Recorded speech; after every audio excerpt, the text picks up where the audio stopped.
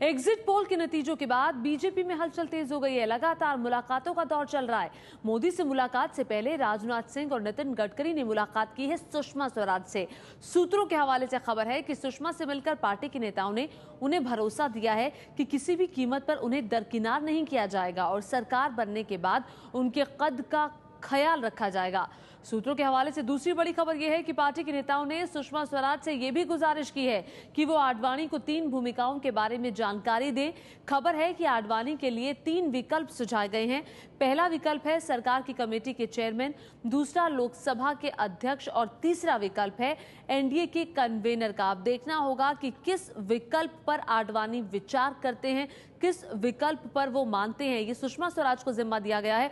सुषमा स्वराज को बताया जा रहा है कि 3 विकल्प बताए गए हैं ताकि वो इन 3 विकल्पों के बारे में बीजेपी के वरिष्ठ नेता लालकृष्ण आडवाणी से मुलाकात करें। और सुषमा स्वराज को भी बीजेपी नेताओं ने भरोसा दिया है कि अगर सरकार बन जाती है बीजेपी के नेतृत्व में, तो फिर अगर एनडीए की सरकार बन जाती है तो फिर उनके लिए भी कोई बड़ा पद होगा जो उनकी हैसियत है पार्टी में, उसके अनुसार ही सुषमा को दरकिनार नहीं किया जाएगा। यह भरोसा पार्टी की तरफ से दिया गया। चूंकि अभी तक के चुनाव प्रचार में हमने देखा कि सुषमा स्वराज कहीं पर भी दिखाई नहीं दी, लेकिन अब अचानक इन बड़े नेताओं की सुषमा स्वराज के घर पर जाकर मुलाकात, ये अपने आप में काफी खास है और कई मायने हैं, कई तरह से संकेत मिल रहे हैं कि पार्टी कभी नहीं चाहेगी कि एक शुरुआत के समय ही जो पार्टी के वरिष्ठ नेता हैं वो नाराज रहें केंद्रीय नेतृत्व से। चूंकि सुषमा स्वराज बड़ी नेता हैं और वो नाराज भी चल रही थी और इसीलिए ये हलचल, ये सुगबुगाहट अब बीजेपी में तेज हो गई है। सुषमा स्वराज से आज सुबह ही राजनाथ सिंह, जो कि बीजेपी के राष्ट्रीय अध्यक्ष हैं, वो मिलने पहुंचे।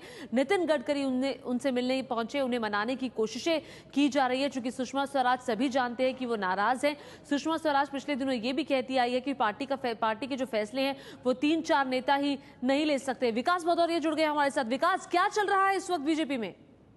ये देखिए, बीजेपी में न केवल 16 तारीख नतीजे आने से पहले सारी चीजें स्ट्रीमलाइन करने की कोशिश हो रही है और इसमें पूर्व अध्यक्ष नितिन गडकरी अहम रोल प्ले कर रहे हैं। फिलहाल लालकृष्ण आडवाणी, मुरली मनोहर जोशी और सुषमा स्वराज को लेकर एक्सरसाइज हो रही है ताकि जब नतीजे आए उससे पहले ये तय हो जाए कि इन तीनों नेताओं की सरकार आने के बाद, सरकार बनने के बाद क्या भूमिका होगी। लालकृष्ण आडवाणी से जब कल नितिन गडकरी ने मुलाकात की थी तो एक फार्मूला रखा गया था लालकृष्ण आडवाणी के सामने, जिसमें 3 ऑप्शन थे कि एक तो उनको एनडीए का चेयरपर्सन बना दिया जाए, दूसरा ऑप्शन था एनएससी की तर्ज पर एक कमेटी बनाई जाए और उसका चेयरपर्सन लालकृष्ण आडवाणी को बनाया जाए। लेकिन इस ऑप्शन में 2 पावर सेंटर सरकार के बीच बनने की भी आशंका है। तीसरा फार्मूला था कि उनको लोकसभा का स्पीकर बना दिया जाए, जो कि संवैधानिक पद है और सरकार से स्वतंत्र भी है। फिलहाल इन तीनों नेताओं को लेकर एक्सरसाइज चल रही है। आज सुषमा स्वराज से भी राजनाथ सिंह और नितिन गडकरी ने मुलाकात की है। उनका भी मन टटोलने की कोशिश हुई है कि क्या चाहती हैं वो सरकार में अपनी भूमिका। कल मुरली मनोहर जोशी से भी नितिन गडकरी ने मुलाकात की थी। लेकिन आज जब 3:30 बजे गांधीनगर में अहम बैठक होनी है, इसमें अंतिम फैसला होगा कि इन 3 बड़े नेताओं की भूमिका सरकार में क्या होगी। हालांकि जो इस बैठक में जो फैसला होगा उसका इन तीनों नेताओं से सहमति लेने के बाद पार्लियामेंट्री बोर्ड में अंतिम मुहर लगेगी और उसी के बाद फैसला आएगा। 16 तारीख को शाम 4 बजे पार्लियामेंट्री बोर्ड होगी नतीजे आने के बाद, और उसमें न केवल सरकार के आगे की रूपरेखा पर मोहर लगेगी बल्कि इन तीनों नेताओं की भूमिका पर भी मोहर लगेगी। तो सुषमा स्वराज के घर बड़े नेता पहुंचे हैं और आपको बताते राजनाथ सिंह और नितिन गडकरी ने मुलाकात की है। जिस तरह से विकास भदौरिया हमें बता रहे थे कि कई तरह की बातचीत हो रही है, लेकिन बड़ा सवाल विकास ये खड़ा होता है कि क्या सुषमा स्वराज, जो अभी तक नाराज थी, चुनाव प्रचार में हमें दिखाई नहीं दी, क्या इन नेताओं की मुलाकात के बाद वो मान जाएंगी?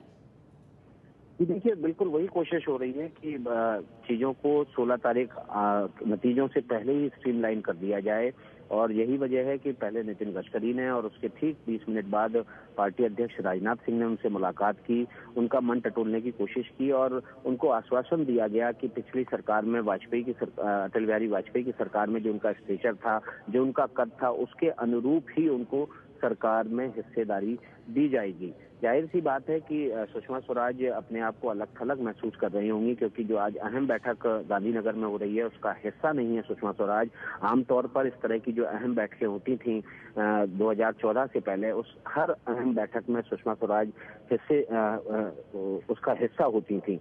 तो ऐसी सूरत में वो अपने आप जी। को अलग थलग ना महसूस करें, उनको ये ना लगे कि वो अहम फैसलों के लिए जो बैठक हो रही है उससे उनको अलग किया जा रहा है। इसलिए नितिन गडकरी और राजनाथ सिंह ने उनसे मुलाकात की और उनको आश्वासन भी दिया कि उनके कद के अनुरूप उनको सरकार में हिस्सेदारी दी जाएगी, और मन टटोलने की कोशिश की कि आखिर वो सरकार में किस तरह की भूमिका भी चाहती हैं।